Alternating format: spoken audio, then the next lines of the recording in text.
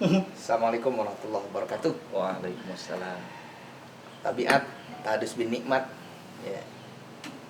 Siang kali ini alhamdulillah kita punya tamu spesial, Ustadz Tino, atau ada yang mengenalnya dengan Atino. Asa serius pisan tuh udah ngobrol. Saya nggak biasa depan kamera. Sehat, ah? Alhamdulillah. Ya, kita pengen bincang-bincang nih. Kakinya Terkait nggak kena kan kakinya? Enggak. Jangan dikenain. pengen ngobrol-ngobrol ini kaitannya sama ya yang lagi booming, yang lagi rame nih di masa-masa sekarang, Atino ya. Mungkin barangkali Atino bisa ngasih pencerahan nih ke teman-teman semua yang ada di jagat medsos, ya, ataupun dimanapun berada. Tadi ngobrol nanti teh. Musik. Jangan ngobrol musik. Ngobrol musik ya. Emang sibuk sekarang di musik masih? Enggak. Sekarang sibuk di Ngurus anak. ngurus anak, semuanya sama. Yang ngurus anak itu kan sama-sama, istri kerjasama sama suami. Nggak antum terus lah. Ini maksud saya kesibukan sekarang fokus di mana gitu. Kegiatan selain di Hulu Fajri. Biasa lah. Ngejalani suratan. Surat. Biasa aja. Tapi nggak boleh apa namanya nyentuh yang sensitif nih, nggak boleh. Oh nggak boleh. Wow, nggak boleh, euy. Ini sengaja supaya kontennya itu bisa meraup sebanyak-banyaknya para pemirsa, men. Ini antum salah narasumber ini. Udah bukan narasumber, ini teman ngobrol Oh, gitu. teman ngobrol. Kalau ngobrol tuh biar nggak kaku. Kalau misalkan narasumber itu, aduh, kesannya tuh seminar gitu, resmi banget. Jadi gini, ya ramai masalah toa gitu kan. Di Indonesia mah mudah ramean lah, kagetan lah gitunya. Iya. Bener tuh? Tuh. Ini yang kemarin masalah toa kayak gitu, apa namanya, melibatkan respon masyarakat yang luar biasa. Bagi saya mah ini teh erat kaitan sama apa namanya tuh, paham sama isme. Terlepas dia misalkan terikat secara legal di suatu lembaga atau di suatu ormas atau di suatu pergerakan apapun itu, harokah apapun. Yang jelas masyarakat itu sekarang itu pahamnya itu mudah digiring oleh kelompok-kelompok, ya kalau bahasa ekstrimnya oleh kelompok-kelompok transnasional, kelompok-kelompok Islam transnasional, produk luar lah. Bener tuh sih, tak kumaha gitu. Kada yang mulai wawancara berita ya. Ini jawabannya nggak bisa langsung ya, karena kalau langsung kayak justifikasi gitu. Jadi langsung pada kieu pemikiran kamu teh gitu. Nggak gitu. Jadi sebetulnya bukan masa sekarang saja gitu. Sekarang tuh dikarenakan informasi yang terlalu cepat. Indonesia tuh belum siap. Alasannya kurang. Ya contoh gini lah. Internet sekarang sudah masuk ke kita aja, ke desa-desa kecil gitu. Smartphone udah setiap orang punya. Tuh. Iya. Dari 100 orang yang pegang smartphone, berapa orang yang smart? Itunya dulu gitu. Jangan dulu smartphone kalau belum smart, intinya gitu. Ya nggak gitu juga. Maksudnya fitur penggunaan dari smartphone itu sendiri kan mungkin hanya di bawah 10% dari orang-orang yang ngerti itu. Walaupun antum iPhone harganya belasan juta, saya handphonenya harganya cuma di bawah 2 juta gitu. Berarti mau secanggih apapun tergantung user. Iya. Gitu. Iya. Jadi apapun itu tergantung pada usernya itu sendiri. Sama seperti sekarang toa dan lain sebagainya. Sebetulnya ini bukan hal baru toa. Loh, bukan hal baru. Maksudnya masalah toa ini. Iya. Presiden-presiden sebelumnya juga sudah ada.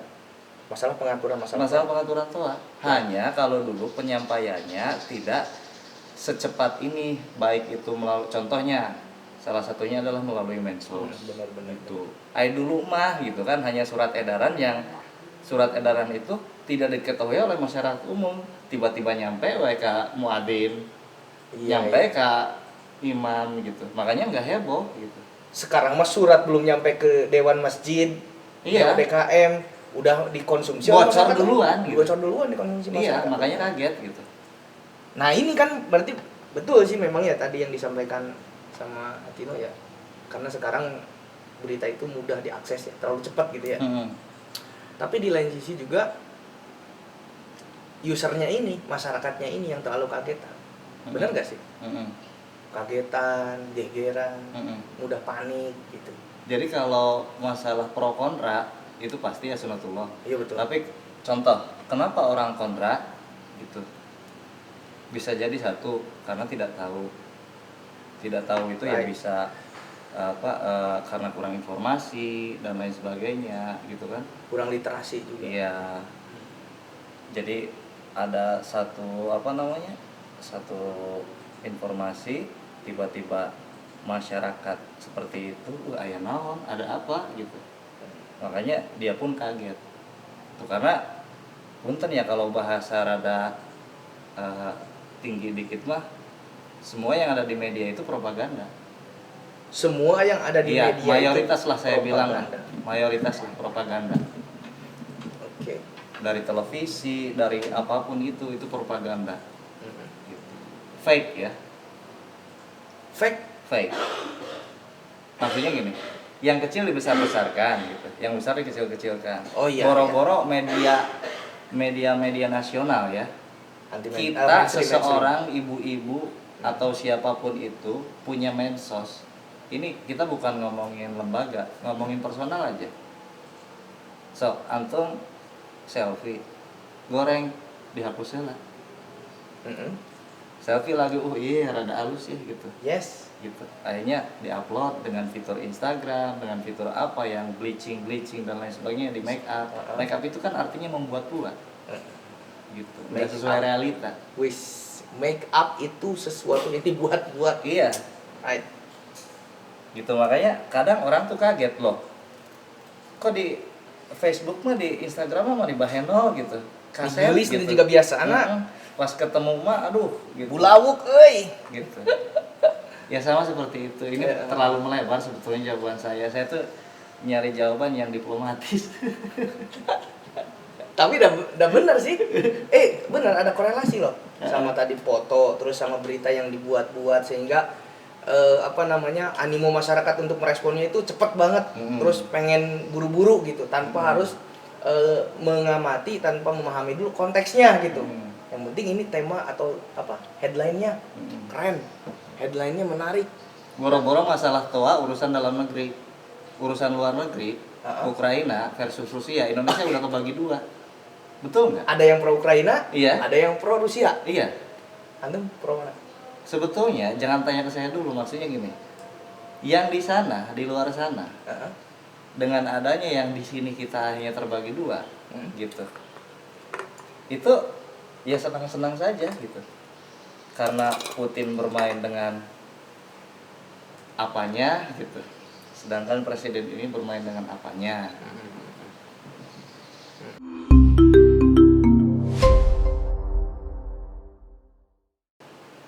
Kita menyalahkan masyarakat itu salah juga. Gitu.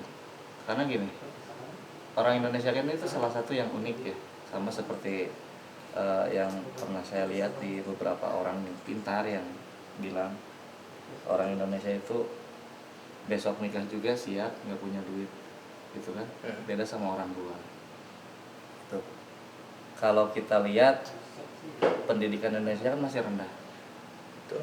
Nah, pendidikan itu mau tidak mau sangat korelasinya sangat dekat dengan cara berpikir gitu. Iya.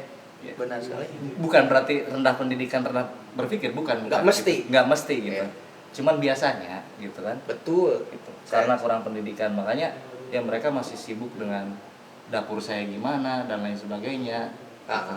Beda sama orang-orang Eropa, Amerika dan lain sebagainya. Bukan memuji ya, bukan. Bukan juga gitu.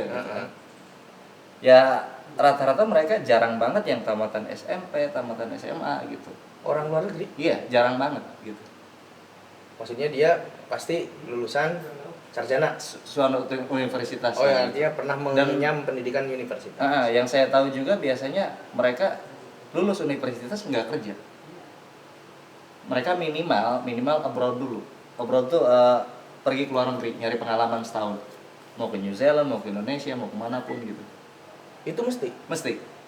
Hampir rata-rata orang turis yang pernah antum temui. Iya. Oh iya, sedikit pengetahuan juga. Dan harus diketahui bahwasanya beliau ini juga pernah jadi tourist guide, benar nggak? Ya sedikit. jadi Inggrisnya fasih banget. Kalau kamu ngomong bahasa Inggris, masalah apa namanya, Inggris pakai Inggris apa tuh? Apa? Kalau yang sehari-hari tuh, daily English tuh istilahnya apa? Kalau ngobrol sama orang conversation gitu. Ya, kamu kan mudah diketahui salahnya, gitu. Ini makanya spesialis Inggris di Pondok Pesantren Nurul Fajri. Terus? Ya. Apa ya? Silahkan balik lagi. Kalau untuk Toa ya, kalau saya contoh nih, ini langsung aja pro dan kontra saya gimana? Ya saya pro, saya kontra gitu. Kontranya di sebelah mana? Kontranya adalah caranya. Cara penyampaiannya yang terlalu cepat bocor ke masyarakat. Bukan masalah menyerupakan dengan gongongan anjing. Bukan. Jadi maksudnya gini. Keganggu nggak sih saya ngedengar kebisingan di musola gitu. Saya nanyanya ke saya untuk ya? Internal antum sebagai seorang muslim. Saya sebagai seorang muslim ditanya seperti itu, keganggu nggak ya? Iya. Gitu. Saya tanya dulu. Saha anu nyekel mikna gitu. Itunya dulu. Kedua itu. Tadi kan yang pertama siapa yang mendengar, yang kedua siapa yang memegang mic-nya. Ya, siapa yang megang mic-nya gitu. Terus situasinya pada jam apa gitu. Gitu. Ketiga, urgensinya kayak gimana gitu.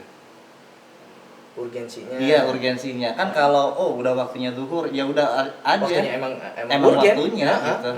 Betul. Jadi faktor-faktor itunya dulu baru saya bilang, oh nggak apa-apa. Atau saya bilang nggak gini-gini amat gitu. Nah sekarang yang kontranya gimana maksudnya? Yang kontranya adalah tadi cara penyampaiannya yang terlalu cepat. Terlalu bisa terlalu cepat saya tidak tahu ya, tapi kebocoran terhadap masyarakatnya ini gitu.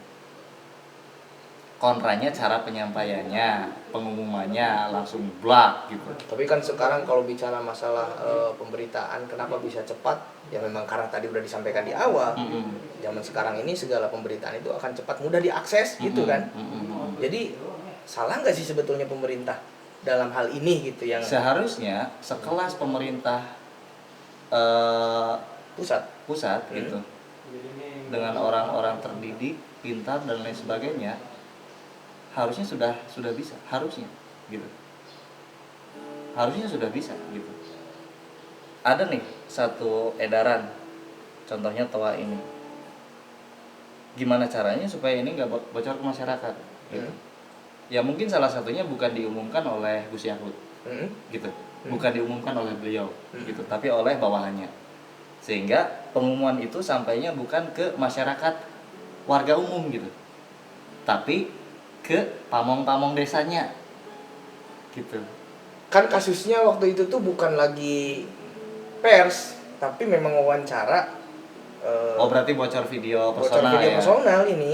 Memang ada himbauan dari atas ya, yang saya ketahui ada bocoran dari atas, artinya ada informasi kepada masing-masing kantor urusan agama yang tersebar ya di setiap wilayah ya, yang merupakan bagian korps daripada Kementerian Agama. Cuman pemberitaan itu jauh lebih dulu ketimbang surat resmi. Iya, karena memang tadi yang itu yang sudah disampaikan oleh antum, bahwasanya pengaturan Toa itu bukan hal baru, memang dari presiden sebelumnya, dari menteri sebelumnya juga udah ada aturannya. Ya kalau nggak salah siapa tuh wakil presiden SBY yang pertama tuh, dia kan pernah juga menyampaikan. Lah kenapa sekarang masyarakat malah kaget? Yang jelas gini kalau saya menyikapi,